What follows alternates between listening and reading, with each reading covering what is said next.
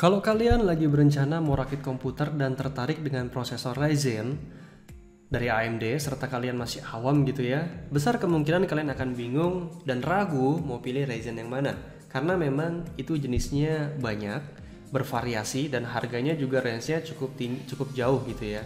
Tentu kita nggak mau sampai salah beli prosesor karena pasti akan nyesel banget. Prosesor ini adalah salah satu spare part di komputer yang harganya sangat nggak murah, termasuk yang agak paling mahal gitulah di komputer. Jadi kalau sampai salah beli, jadi untuk menggantinya kalian bakal dalam-dalam menguras kocek kalian lagi.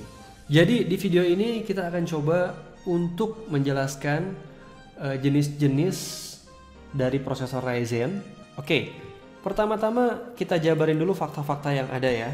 Jadi kita lihat di sini, seperti juga saingannya dari Intel, Ryzen itu membagi prosesor-prosesornya berdasarkan performanya menjadi berlevel-level.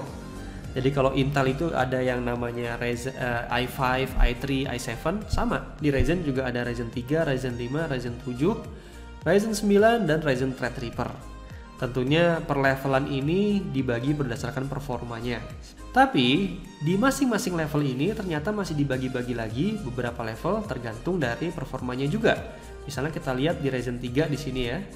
Ternyata Ryzen 3 masih dibagi-bagi lagi, di sini ada 5 jenis dan di bawah masih ada tambahan 4 jenis lagi. Jadi total Ryzen 3 aja ada 9 jenis.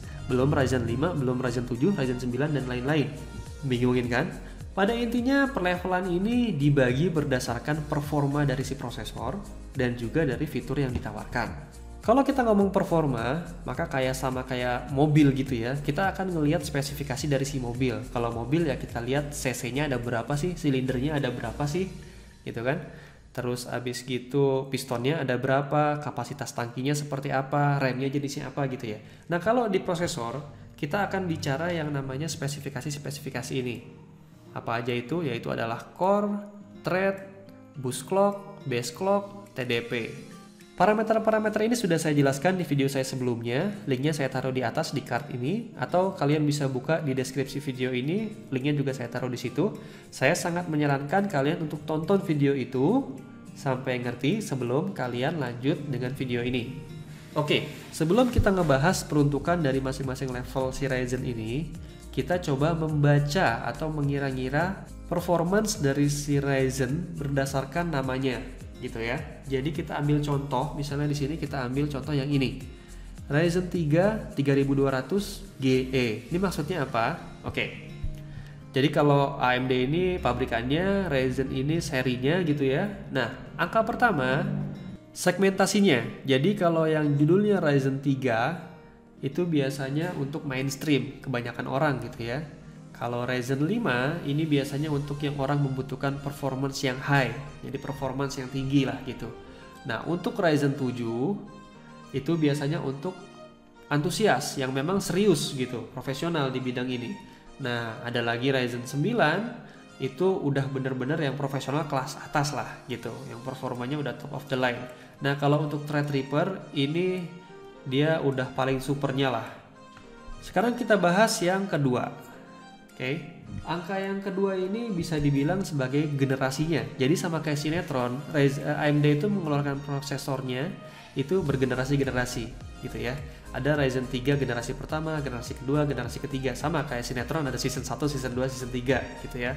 Cuman jangan salah, ini agak ngebingungin karena ternyata generasi ini ada dua macam kalau dalam AMD. Jadi generasi yang kayak season tadi, tapi ada juga generasi dari teknologi arsitekturnya. AMD membuat Zen arsitektur itu teknologinya berkembang. Teknologi yang pertama dikatakan itu namanya Zen arsitektur. Dia kode name-nya Summit Ridge. Dia menggunakan teknologi dengan kecilnya dia memproduksi transistor itu sampai 14 nanometer. Ini lebih kecil dari virus, bayangin. Oke. Yang kedua itu namanya Zen Plus, kode name-nya Pinnacle Ridge. Oke. Dia 12 nanometer. Yang terakhir itu namanya Zen 2 atau yang ketiga Zen 2, itu kodenya namanya Metis. Dia 7 nanometer.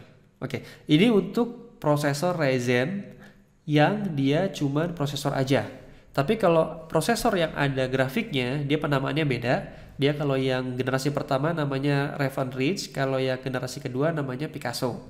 Jadi agak bingungin sih untuk generasi ini. Intinya dia ada dua jenis, generasi dari seasonnya sama generasi dari teknologi arsitekturnya. Terus kita akan bahas angka yang ketiga. Oke, angka yang ketiga ini bisa dibilang menunjukkan performance levelnya gitu. Kalau dari angka 2 sampai angka 3 itu biasanya performance-nya itu masuknya di mainstream lah gitu. Jadi biasanya kalau ininya 2 atau 3 itu depannya pasti biasanya adalah Ryzen 3 gitu. Tapi kalau misalnya angka ketiganya ini antara 4, 5, 6 biasanya angka pertamanya ini adalah Ryzen 5. Kalau misalnya dia angkanya sekitar 7 atau 8 maka biasanya di depannya ini adalah Ryzen 7 gitu. Oke. Sekarang kita bahas huruf ya. Jadi kalau yang huruf G itu artinya dia ada grafiknya. Oke. Jadi memang Ryzen ini mengeluarkan beberapa prosesor yang ada grafiknya. Fungsinya apa? Kalau kita pakai prosesor yang ada grafiknya, kita nggak perlu lagi beli grafik card tambahan. Tapi ya memang kualitas grafik integrated ini masih di bawah biasanya kalau dibandingkan dengan kualitas grafik tambahan gitu. Oke. Terus yang kedua, ini ada huruf E.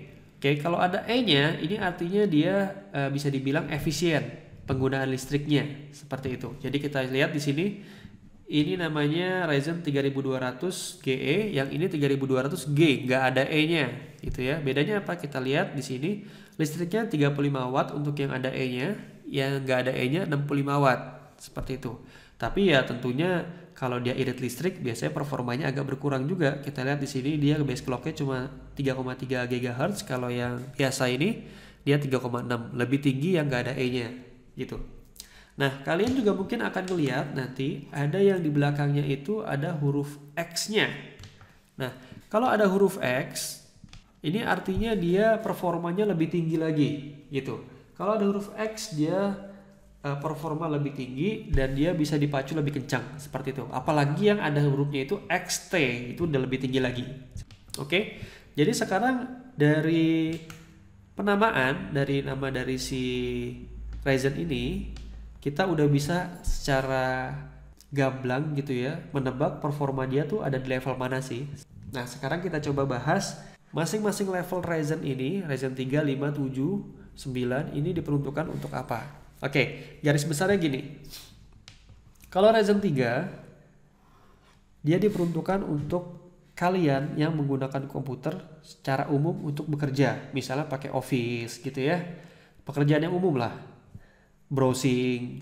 Nah, tapi kalian suka untuk main game sekali-sekali. Game itu bukan menjadi hal yang utama banget buat kalian. Seperti itu. Kenapa? Karena dia punya core-nya sebenarnya udah cukup banyak, punya core-nya udah 4 gitu ya.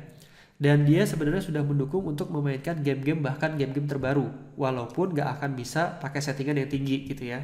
Misalnya kita lihat di sini. Oke, ini adalah tabel dari requirement sebuah game yang belum lama ini keluar. Ini keluarnya di sekitar 2019-an akhir dan ini game namanya Call of Duty Warzone, termasuk game yang membutuhkan performa tinggi gitu ya.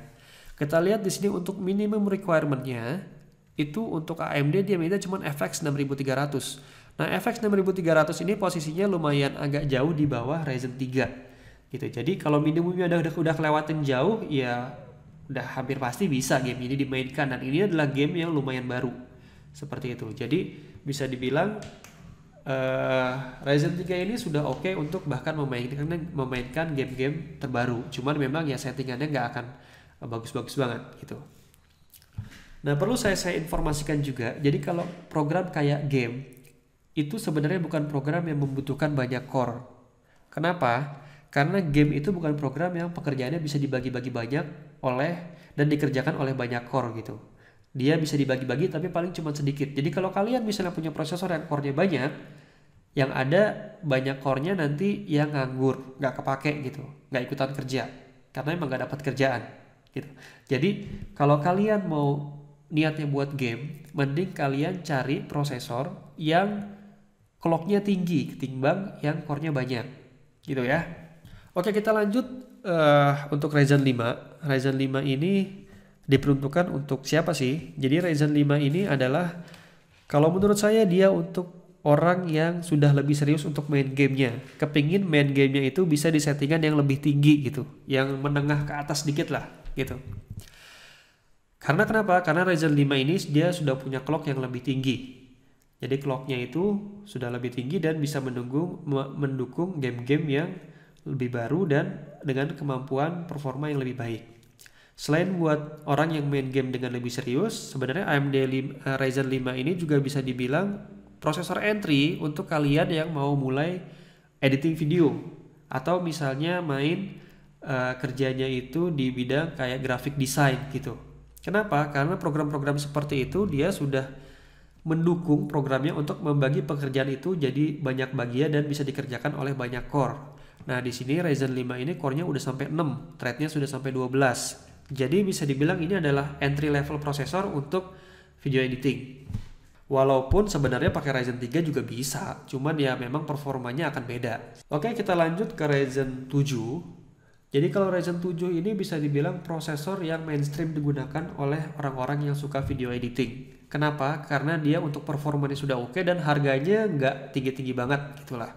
Antara performa dan harga ini lumayan seimbang gitu. Dia punya core juga udah 8, thread-nya juga sudah 16 gitu.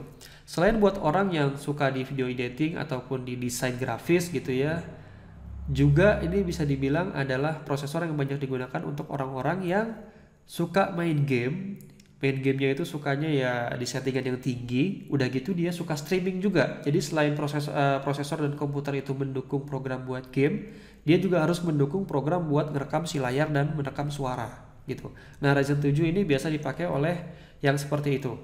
Nah, Ryzen 9 ini seperti apa? Ya, Ryzen 9 ini bisa dibilang upgradean dari Ryzen 7 gitu ya. Dia core-nya sampai 16, thread-nya sampai 32. Jadi kalau kalian memang profesional di bidang video editing ataupun desain grafis ataupun bener-bener gamer yang memang udah serius banget, nah biasanya mereka akan berani untuk beli lebih mahal dan main di Ryzen 9. Sedangkan kalau Threadripper ini harganya udah mahal banget, dia pakai motherboardnya juga beda, soketnya juga beda, harganya juga tinggi banget. Jadi kalau ada yang pakai ini sudah pasti ini udah profesional banget orangnya, gitu.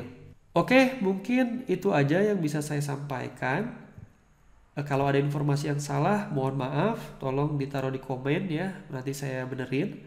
Terus kalau kalian merasa informasi yang saya sampaikan ini bermanfaat dan kalian suka, tolong di like dan di subscribe. Terima kasih banyak.